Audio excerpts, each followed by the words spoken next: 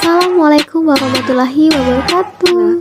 Kami dari kelompok 3 yang beranggotakan Indah Pakpahan, NIM 2001020033, Rita Latifah 2001020038, dan juga Rima Fitriani 2001020053. Di sini kami akan menjelaskan materi mengenai jenis-jenis kecurangan dalam laporan keuangan. Langsung aja kita masuk ke pengertian kecurangan. Penyelewengan terhadap aset adalah penyalahgunaan aset perusahaan secara sengaja untuk kepentingan pribadi.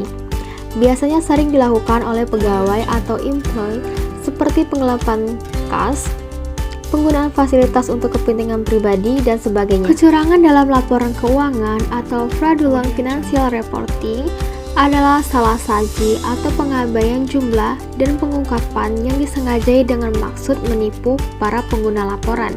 Biasanya sering dilakukan oleh manajemen. Contohnya, overstating aset dan understating liabilities. Next, selanjutnya, faktor pendorong terjadinya fraud. Yang pertama, karena adanya tekanan. Terjadinya dorongan yang menyebabkan seseorang untuk melakukan kecurangan yang dipicu oleh beberapa alasan. Mulai dari golongan seseorang untuk melakukan kecurangan yang dipicu oleh alasan ekonomi, emosional, ataupun nilai. Yang kedua, adanya peluang. Ketika terdapat peluang, maka disitulah ada kesempatan yang dilakukan oleh pelaku kecurangan. Faktor ini biasanya didorong karena lemahnya kontrol atau penyalahgunaan wewenang dalam perusahaan. Yang ketiga, ada rasional. Faktor ini terjadi ketika seseorang melakukan rasionalisasi atau mencari pembenaran atas terjadinya kecurangan. Hal ini biasanya terjadi karena pelaku mempertahankan jati dirinya sebagai orang yang dipercaya, sehingga ia akan mencari pembenaran atas tindakannya tersebut. Next, materi selanjutnya akan disampaikan oleh teman saya, Rima Fitriani. Selanjutnya, kelompok fraud dalam perusahaan. Sebuah organisasi profesional yang bergerak di bidang pemeriksaan kecurangan, The Association of Certified Fraud Examiners, membagi fraud ke dalam 3 kelompok berdasarkan perbuatannya, yaitu pertama, penyimpangan aset. Kelompok ini melakukan kecurangan dalam penyalahgunaan aset perusahaan. Kelompok ini mudah dideteksi karena dapat diukur atau dihitung dengan mudah. Kedua, pernyataan palsu.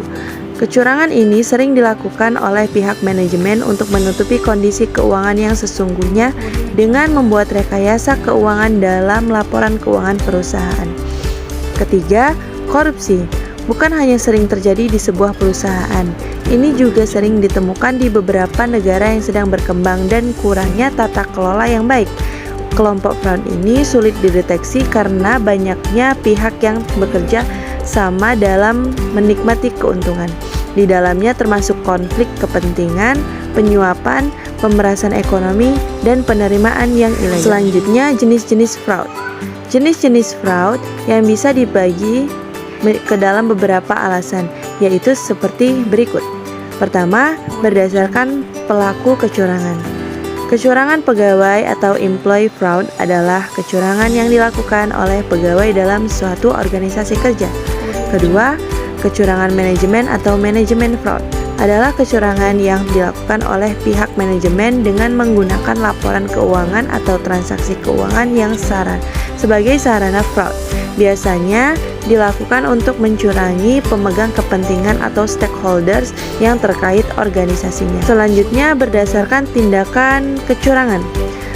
Penyelewengan terhadap aset atau misappropriation of assets adalah penyalahgunaan aset perusahaan secara sengaja untuk kepentingan pribadi. Biasanya sering dilakukan oleh pegawai atau employee seperti penggelapan kas, penggunaan fasilitas untuk kepentingan pribadi, dan sebagainya.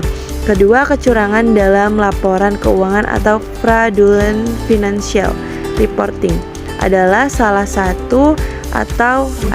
saji atau pengabaian jumlah dan pengungkapan yang disengaja dengan maksud menipu para pengguna laporan.